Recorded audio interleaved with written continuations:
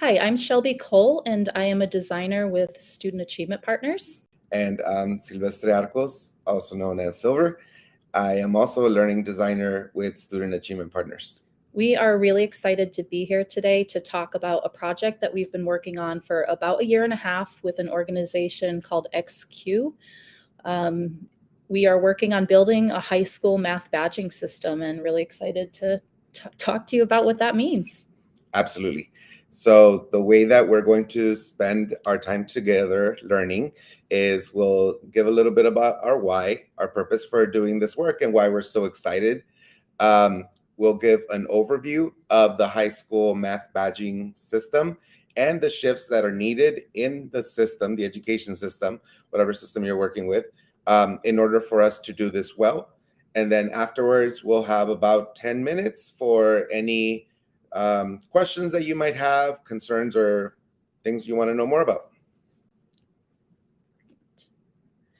So we'd like to start with a couple of stories and talk a little bit about our why. And so I'm going to tell a story about my very first year of teaching in East Hartford, Connecticut. I worked at an amazing school there, East Hartford High, and it was a class that I had after lunch. It was my geometry class. It was E period. And I was going around the room one day checking homework like I always do. And a student named Nina stopped me. And she said, "Miss, you do know that one person does the homework and then we pass it around the lunch table and everyone basically has the same looking homework." And I probably should have known that because I don't think that was a new practice. I think that was happening even back when I was in high school. But it struck me that I needed to do a little bit of reflecting in that first year of teaching and starting to ask myself some questions about the system that students were in and really what I wanted. What do I want a grade to signify? Because at that moment, a homework grade was basically something of compliance and completion. And so there were some teachers in my school that had homework compliance grades of 50% of a student's average. It wasn't that high in my class, but I really started to think about what that meant if students were passing this one paper around the lunch table and they were all getting this credit. And so I shifted that practice immediately. There were a lot of practices I shifted, but one thing we're going to talk about when we talk about badging is really focusing in more on what does it mean for students to be awarded credit based on learning, right? We have so many muddy things that go into grades. And so I immediately took away any grades that I felt like were disassociated from learning and picking up other factors, behaviors, compliance, completion, and really started to focus in on creating a space where students really valued learning as something that we all could do and enjoy. Thanks for sharing that, Shelby. So something that Shelby often talks about that really resonates with me is she always talks about how out of all the jobs she's ever had, including Dunkin' Donuts, that her favorite job is teaching. And I could not agree more. I 100% love to teach, and I loved every year that I spent working in schools. I've taught everything from the very little ones in preschool all the way up to 8th grade. And I'll say that my favorite subject or year that I taught, it's when I taught 8th grade algebra. It is, to me, it was an exciting content to teach. Students were engaged, and I loved working with them on this transition from middle school to high school, especially to high school math. So we're here in New York City, where students would go to high school. I was actually fortunate that I was able to go and visit them. And so I'm super excited to see their faces in the hallway, people saying, "Hi, Mr. Arcos," and stopping me. And it just feels really great. Going into classrooms, so it wasn't always great though. Sometimes I would walk into classrooms and see students with their heads on the table, on the desk, working on a worksheet with similar tasks that we were working on when we were in middle school in 8th grade. And so the students were just unmotivated. They weren't excited. And so I talked to students, I talked to teachers just to try to find out what it is that is keeping you from the people that are full of life that I know. And so part of it is just the students felt like they were sort of doing the same work that we've done before, but they just didn't score high enough on the regents to move on to the next subject in high school. And so that was very unmotivated, like discouraging for them. And so and then I saw the students get kind of like caught up in this rut.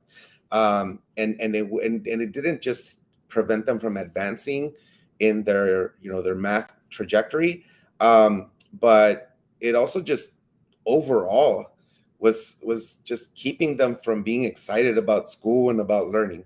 And to me, that was, it was very sad. And so that's that. And so I've spent the rest of my career in education wanting to change that narrative so that students continue to love learning, and advanced in their math pathway. And so that's part of the reason that I am excited to do this work with the badging system.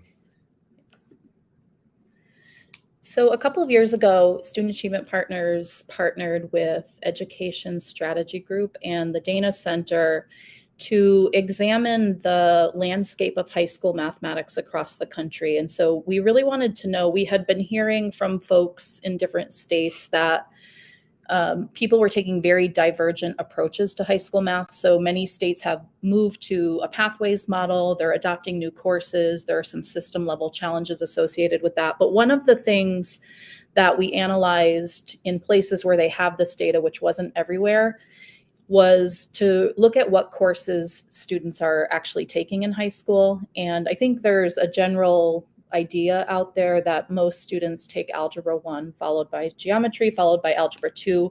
In some cases, those are Math 1, Math 2, Math 3. And of course, we did see that, but we also saw some other things that were pretty common. And so another common trajectory that we identified through the data were students that were taking Algebra 1, followed by Algebra 1, followed by geometry. And so students were taking Algebra 1 twice, and it wasn't because they liked it so much the first time. They said, hey, let me do that one more time. That was really fun. They were repeating Algebra 1 because they weren't successful according to the grades that they had earned the first time. And so a full year in many cases of Algebra 1 is being taken by a lot of students across the country before they can even get to geometry. Mm-hmm.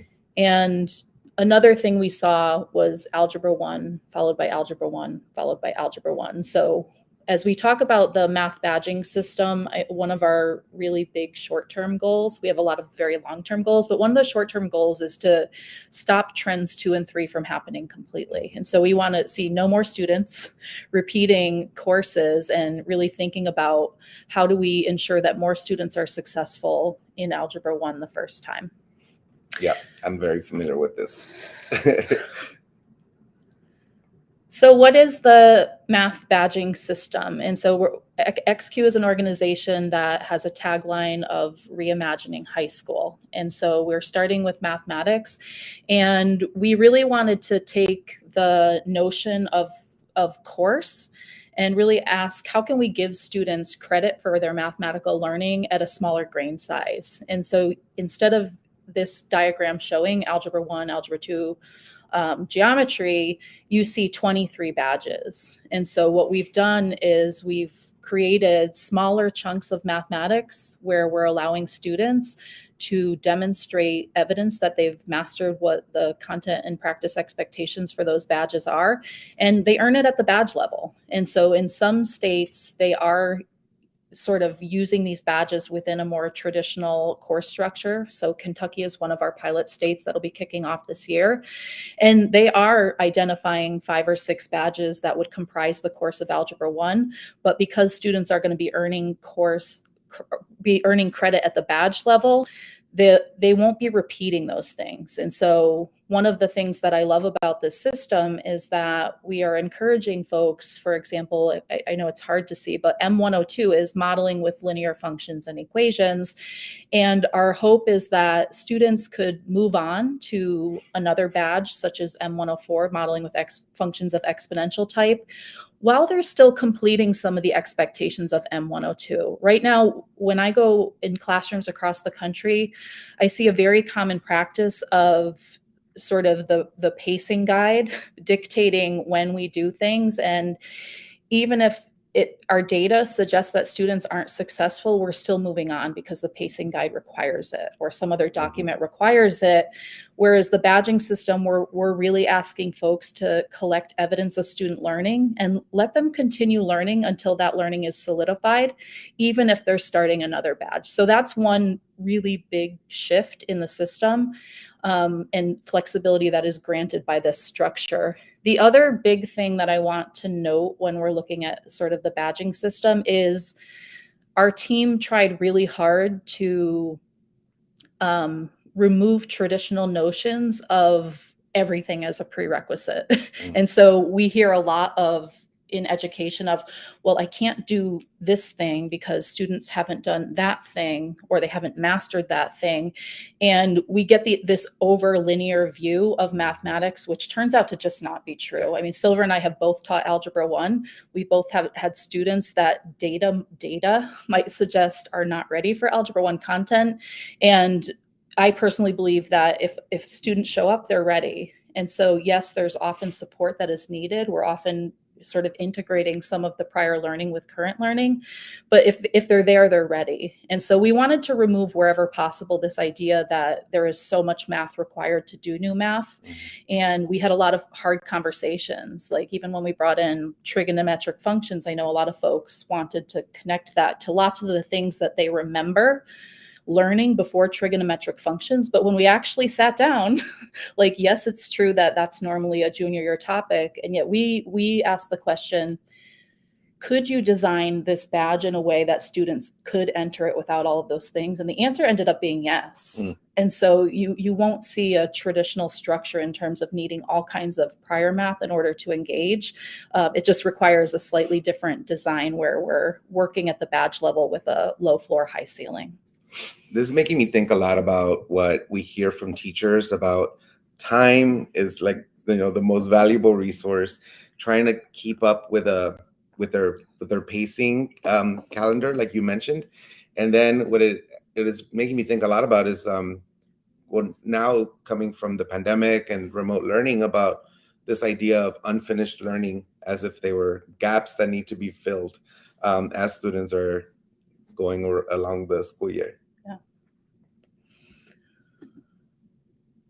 So one of the big shifts in the system that we're asking folks to rethink, and you can go back to sort of my opening and this idea of challenging all the things that go into grades, is the assessment design. And we don't even call it assessment in the badging system. We actually call it evidence of learning. And so we asked ourselves, what are the different ways that could provide teachers with evidence that students are learning what they need to, that are much more humanizing. And so the word assess actually comes from the Latin root assedere, which means to sit beside. And so what would it look like to have a more humanizing assessment practice that actually supported the positive development of students' identity, agency, and belonging?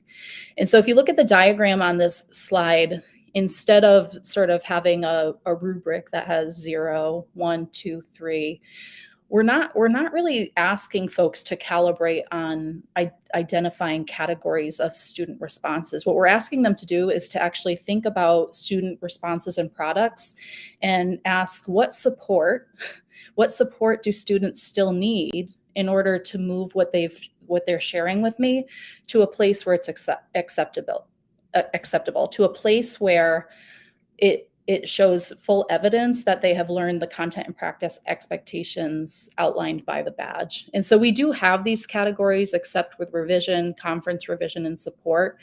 And they do sort of offer different ways of thinking about the ways that we interact with students, but we want it to come from a place of, how do I provide feedback that helps move the learning forward?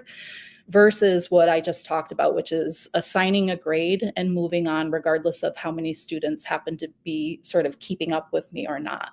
So this is a huge shift. We have 3 types of assessment that are being used in the badging system. One is a portfolio, where students are selecting work products throughout the badge learning that demonstrate that they've met the expectations outlined in the badge frameworks. The other type of assessment is performance assessment, and we are designing our performance assessments to be learning experiences in and of themselves. And so we have multiple ways for students to engage. We've taken them completely out of sort of what people think of from a standardized testing scenario. And instead, we have collaboration built in, we have feedback loops built in throughout the performance assessment implementation as well. Because what we want students to see is that that's actually how the world works, right? In most career paths, we do get to receive feedback. We ask, Silver asks me for feedback almost daily. So that's the way the world works. And so much of assessment has sort of positioned students in a way that actually takes them out of the very thing that we're saying that they're ready for. Yep. So if we shut everything down, we actually have a problem where we're not actually measuring the construct, because that's not the way the construct looks in 2023. Students need access to tools. They need access to resources. If they want to translate a piece of text, we have so many tools for them to cut and paste and try to understand what it means. Versus what we still see in many places with standardized testing. So we're trying to remove as much of the standardized testing realm of things as possible and really position the standards themselves within the world that students are living in. So we're moving away from right or wrong and keep it moving to something that's like, it's not complete yet. Let's work together so that to get there. I love that. So when we're looking at high quality materials, tasks, and curriculum, some of the best curriculum out there actually includes a lot of these learning principles that go beyond just the standards and shifts. And so these are learning principles that we're using to look at tasks within the badging system to make sure that these are the guiding principles that we're using to design and select tasks. And so the ones that we see that are pretty common in high quality materials are the ones that are not bolded here. So we do see cognitively demanding tasks that are to be taught in or learned in heterogeneous settings, using social activities, building conceptual understanding and reasoning. And then that often employ technology, whether it's an online tool or graphing calculator or different tools that are available for students in the classroom. Now, the ones that are in bold are the ones that we actually don't see very often, especially in high quality materials out there. And so we want to make sure that they are a part of what we do within the badging system in selecting tasks and looking at them and designing tests, right? And so making sure that students have agency in their learning.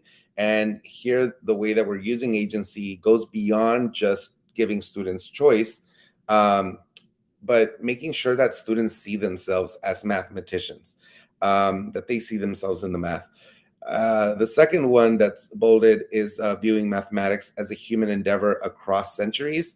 So math, people have been contributing to math for centuries in civilizations all around the world. And so we want to make sure that we're looking at both, European discoveries and non-European examples, and making sure that students know that they have a lineage of math building, math learning, and math loving. And that's so important for us. And then the last one that's in bold is making sure that mathematics is relevant to all of us. We do hear often about using real world examples, real life examples. And it's a good direction, right, to do some problem solving. But we want to make sure that the high quality materials are also culturally responsive and sustaining, and that they are using students' full language repertoire as an asset. And in that way, taking the math to a different level of relevancy. Yeah. So speaking of relevancy, we wanted to share a couple of examples, but first I'm going to share sort of a non-example, and I promise that I'm not going to play this whole video, but if you've ever taught high school algebra, you've seen a rocket problem for quadratic functions. So if you haven't, I'll just show a little bit of this video to give you a taste. It is a classic, yes, vintage. NASA launches a rocket at t equals 0 seconds. Its height in meters above sea level as a function of time is given by the function h of t. We will assume the rocket will splash down into the ocean. We want to answer two questions. 1, what time will the rocket splash into the ocean? And 2, how high above sea level will the rocket reach? Okay, so this is a problem that is pretty much some version of it is in every unit in every book on quadratics. And when I was reading the framework for M103, which is our modeling with quadratic functions badge, I saw a similar example, and my colleague Vanessa and I, we were about to throw it away because we didn't want something that traditional looking. And instead of throwing it away, we started talking about, well, first of all, I had questions. I was like, why are they splashing a rocket into the ocean? Because as somebody who doesn't work for NASA, I didn't know that we just launched rockets and splashed them into the ocean. And so I thought that they had made that up. It turns out it's real. So that was cool to learn. But Vanessa and I decided to ask a question instead about, well, who does use this math and what does it look like? So instead of throwing it away, our team did a lot of research. NASA launches a... And we wrote a better problem or a better prompt. We don't even really call them problems. We call these learning experiences built within the badging system, and they offer examples of what the learning principles look like, and in particular the ones that Silver talked about that were in bold. And so you'll see, even just looking briefly at this learning experience, there's an article that we reference, why SpaceX wants to land a rocket on a platform in the ocean. So it turns out that that task, which I'm sure somebody thought was real world, that's in every textbook, maybe it did have some sort of real worldness to it, but as a student, I have a lot of questions, and those we don't take the time to pause and just let students go explore the context. And that's why things that are technically real world become much less real world, because we don't take the time to actually explore the context. And so what we're hoping with these learning experiences is that not only do they provide relevance in sort of the traditional ways, but we want students, especially at the high school level, to see careers that use mathematics that maybe they don't know use mathematics. And in many cases, there are careers that they might not even know exist. I know we have another example. One of my former students actually is interviewed. She's an artist, and she uses transformational geometry all the time, as well as functional reasoning, to create digital backgrounds for the artwork that she does. And so I, as a student, I didn't know that all of these careers existed. Not that you want me doing art, but even as a teacher, if people ask me what is one class you wish you had as a teacher, and I say without hesitation, I wish I knew how the mathematics that I'm teaching gets used in different careers, because I could have designed much better learning experiences for my students. Yeah, that's another level of relevancy, right? Like how potentially are you going to use this as an opportunity, a career opportunity, right? Yeah, I mean, one of my favorite questions as we're looking at tasks and learning experiences, like, why does this matter? Yeah. Like, why does it matter? Like, because the kids are asking themselves that. And I want to know. That's right. As their teacher. That's right. So I think this is like one of our favorite slides, because it is words and thoughts that we have gotten from students in real classrooms as we're piloting this across the country. And so we're just gonna read some of these to y'all. So what the first one says: I was pleased that I was able to express my own ideas and thoughts. I was happy that I got to pick my own way of making my argument at the end. I got to be creative and show my teacher what I mastered in my own way. Love it. Being able to apply what I'm doing in math class to the real world. Sometimes I have no idea why we have to learn what we do, and this just made sense. Oh, that's a great one. And actually, it reminds me that rocket example, our colleague Vanessa Jaraholu, who helped write that rocket example, she was actually in a classroom in Orange County, California, and she noticed they were actually learning quadratics, and a high school student had sort of checked out. And so she went up and started talking to the student and asking some questions, and learned that the student just didn't see value in what was going on in that unit. Yeah. And so Vanessa started talking to her about the rocket launch and saying, you know, they create these sort of equations that help us try to understand where a rocket might be at any point in time. But it turns out, actually, if you dig into the reading on that, that they don't follow that trajectory perfectly, yeah. Right? And so that math becomes really important, because not only do you have to have some idea about where the rocket might land, you actually have to know how far off you might be, yeah. Right? And so that's what the true mathematical modeling is, letting students know that some of these models are not perfect.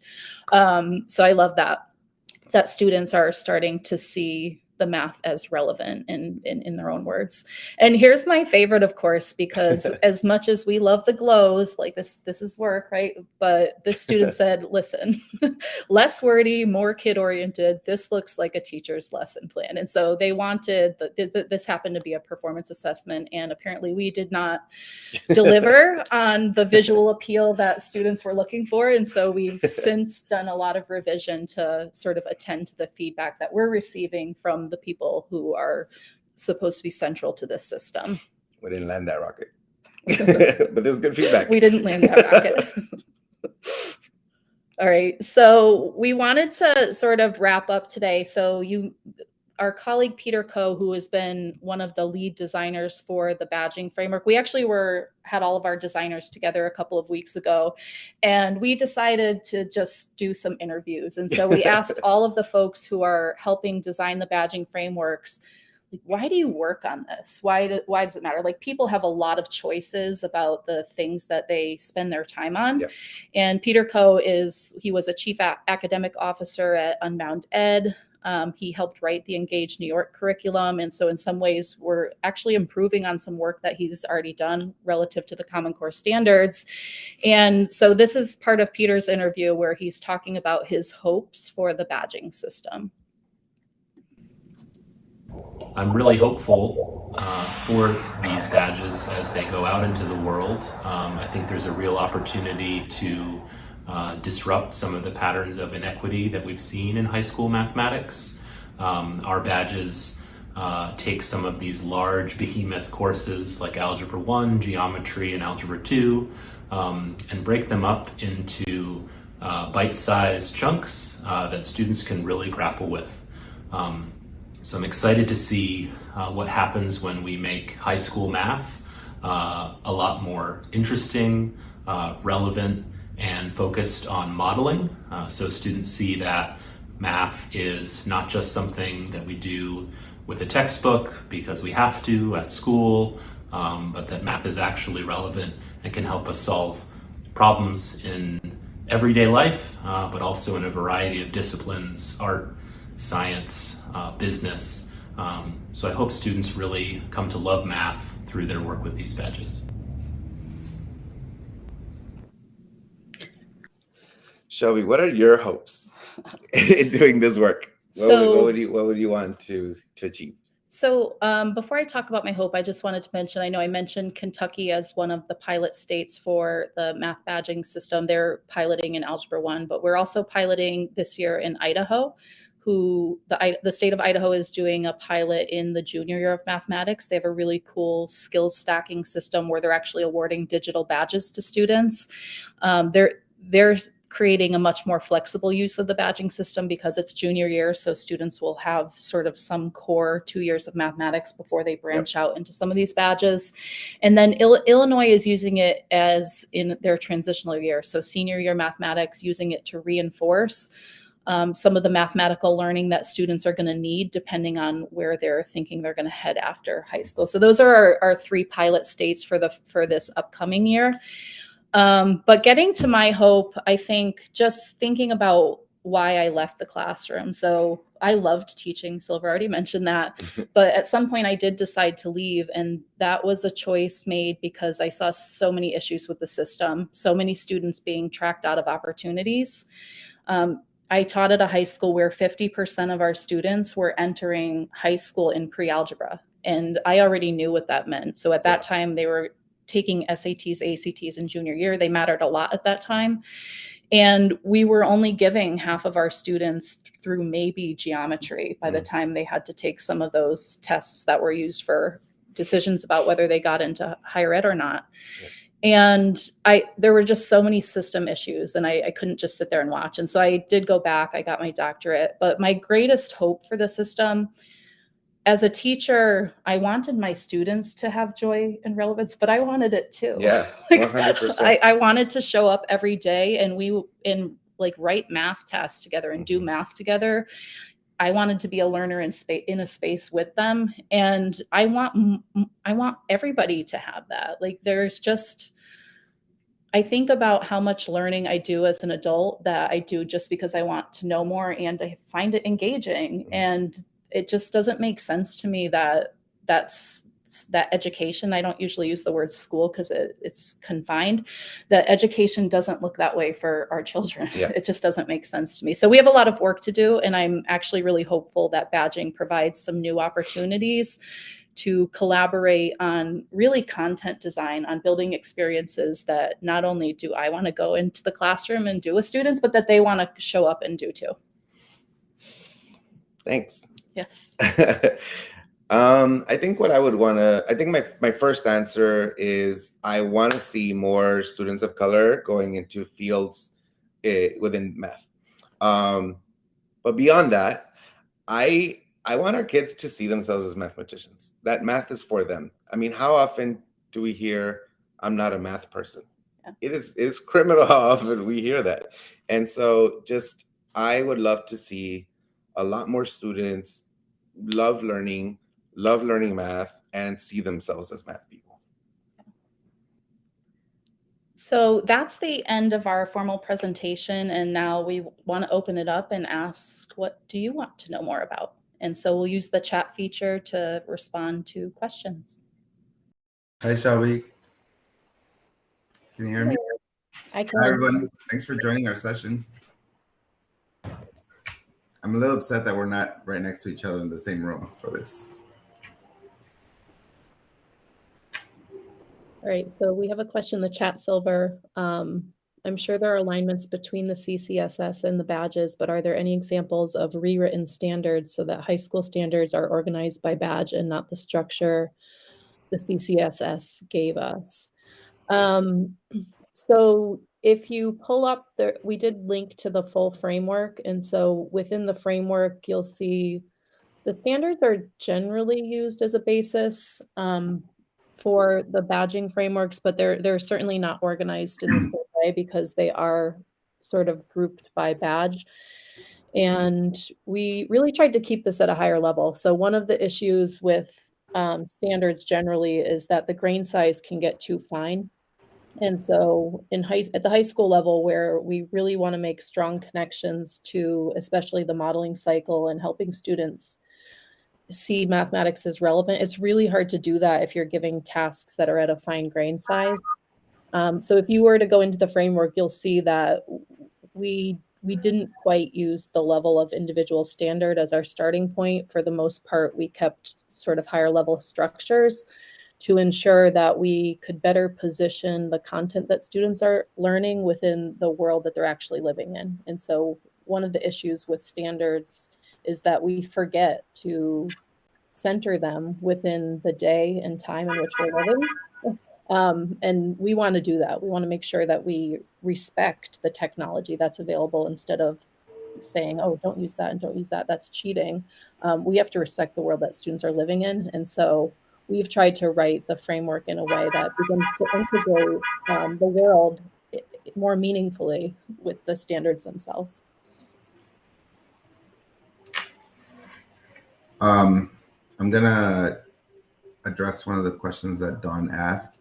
So I'll leave the transcript question to you, but I'll talk about the students not completing the badges at the same time.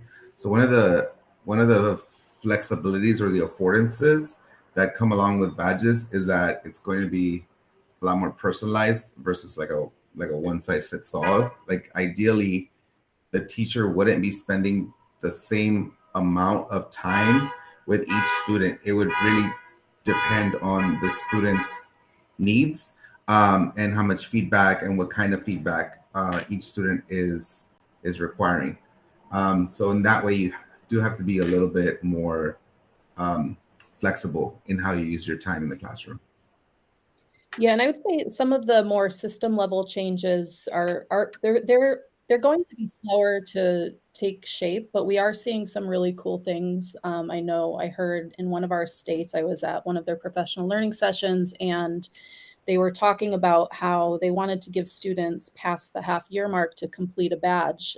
So typically you would have to put a grade, and especially in high school and in college, you can give an incomplete. You can say it's just not done yet. Lots of high schools don't have that type of flexibility, but we are starting to see system level changes, especially at the district level, where people are asking, well, if we want to do this, if we want to do what's right for kids, we have to make a change to the system. So we're seeing some really cool barriers coming down as these conversations unfold. The pilots are relatively small still, so that people can begin to make some of those changes and offer that as guidance as more folks decide to take on badging in the future. And just Raymond made a point about, he said, I've long had thoughts that we need unit-sized chunks to organize high school. And I'll just say every single person that I've told what I'm working on out in the world, whether they work in education or not, always ask the same question: why haven't we always been doing that? They always ask, why haven't we always done that? And the reason is simple. It is a system level change. It requires us to make changes to a system that's been in place for a really long time. That often seems like it's easier to just continue to do versus disrupting the way that we've been doing it. Yep. Shelbi, you were talking about tools and cheating. I started working with an 8th grade algebra student who lives by me, and he's the son of my friend, and he got on ChatGPT just kind of like out of nowhere, just to sort of show me like how fast he could do this assignment for his social studies class, meeting all of the like expectations that they have on him. Yeah, we really need to rethink what we're doing in the classroom, because the kids have so much power and potential and tools available to them. Yeah, it's an exciting time to be here. Yeah, we have some learning experiences where we actually position students as designers of that type of technology. So what does it look like to create an app that does the math for us?